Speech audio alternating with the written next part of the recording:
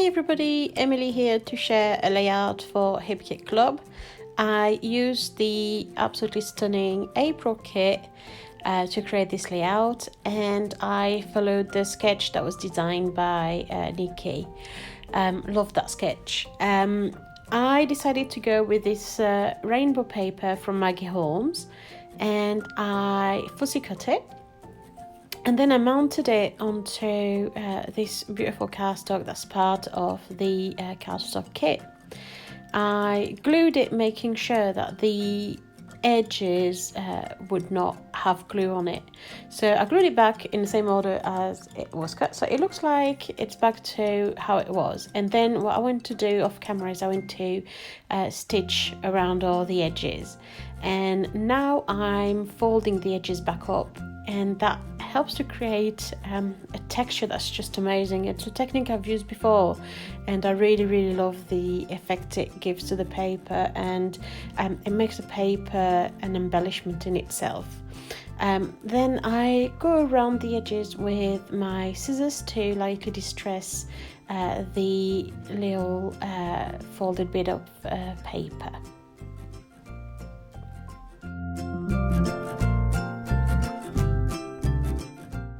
I am now selecting all the embellishments that I want to work with, and I like to mix fuzzy cut paper flowers and different kind of embellishment. I like the mixing textures and volume that gives to my layout. So I'm fuzzy cutting a few paper flowers from the kit, and I'm going to use these to decorate around my photo. I took my photographs with a photo booth app, and it means that I didn't have to struggle for ages to compose this photo on some sort of software on my computer. It was just already done in a strip like that, which is a great way for me to save time, because I don't have a lot of spare time to lose on things like that. So really it's just a great little trick if you want an easy way to create different style of photos and change it up a little bit on your layouts.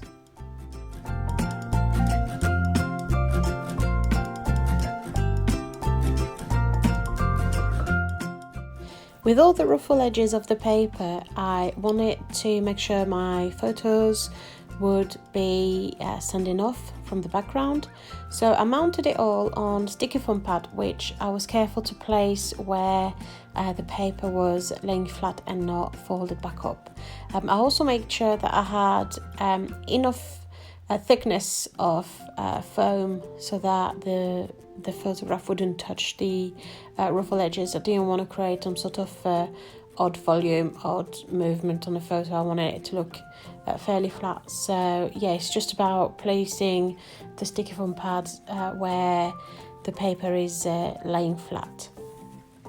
Now I'm gluing down my embellishments where I think they fit best, and layering and playing around with the position of all the flowers and creating that clustering that I love to create on my layouts.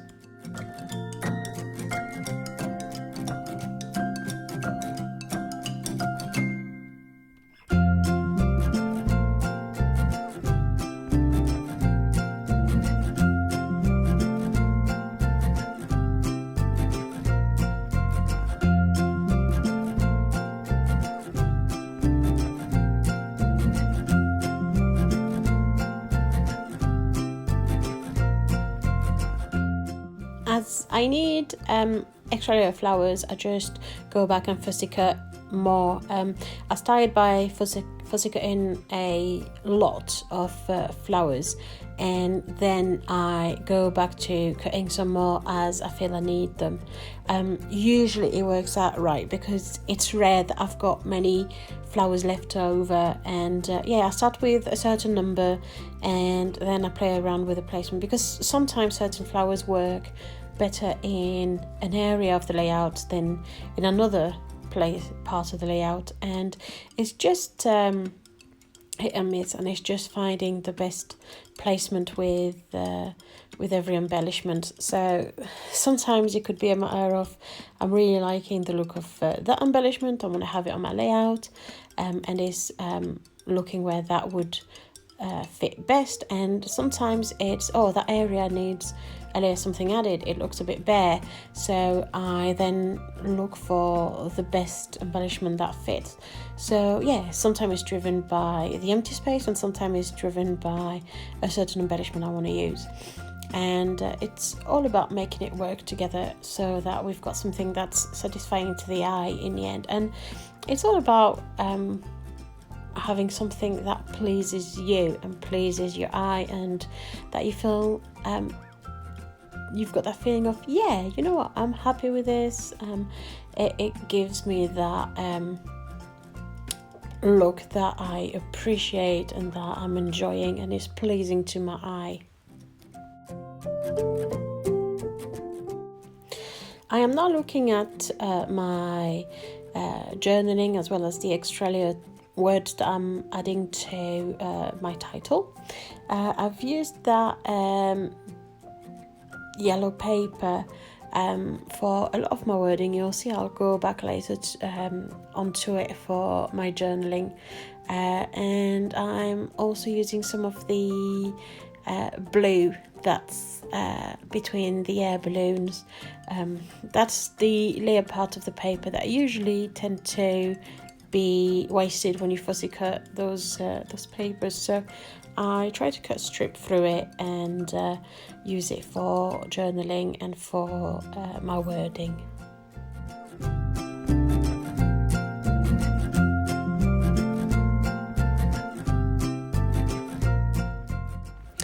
I wanted this layout to be all about my layer period of Missing Mojo, where I really struggled to create a page that I liked, and I wanted to add the word missing onto my page, but I knew it wouldn't fit with the thickers that were in the kit, and I didn't have any letters in all those stickers that would help me to spell the word missing. So what I did is I hand drew it on the pattern paper, and then I fussy cut it.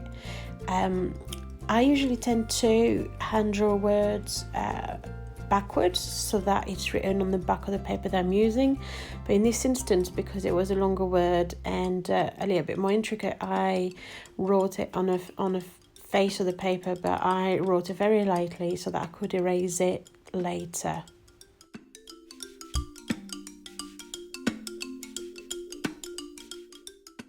I am now trying to glue my word onto my layout, but I'm noticing that between all the volumes as well as the red flower on the background, it's getting a bit lost and it's struggling to stand up.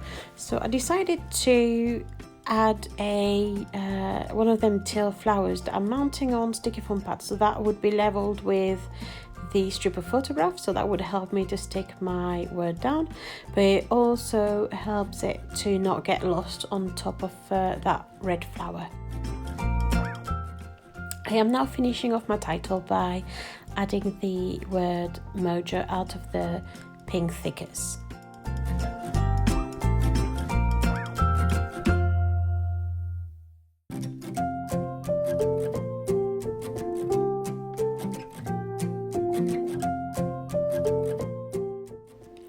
So as I mentioned earlier, I used the yellow pattern paper to do my journaling.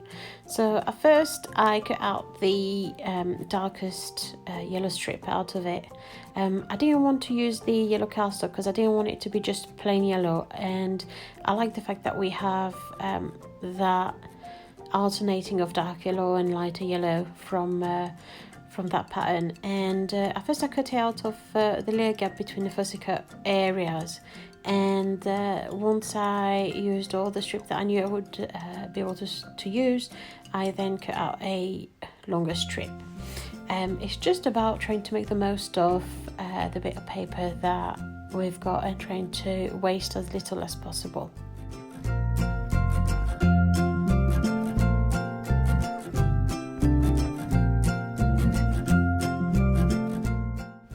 I am now placing my journaling on the side of my photo, and I'm either gluing it straight down on top of the embellishment, or I am mounting it on sticky foam pad. All I'm trying to do really is to have it all at the same level. So as some of the embellishments are higher up than others, I'll glue the journaling directly on it, but for those that are lower, I'm mounting my journaling onto the sticky foam pad, and so that, like that, my journaling is all at one level.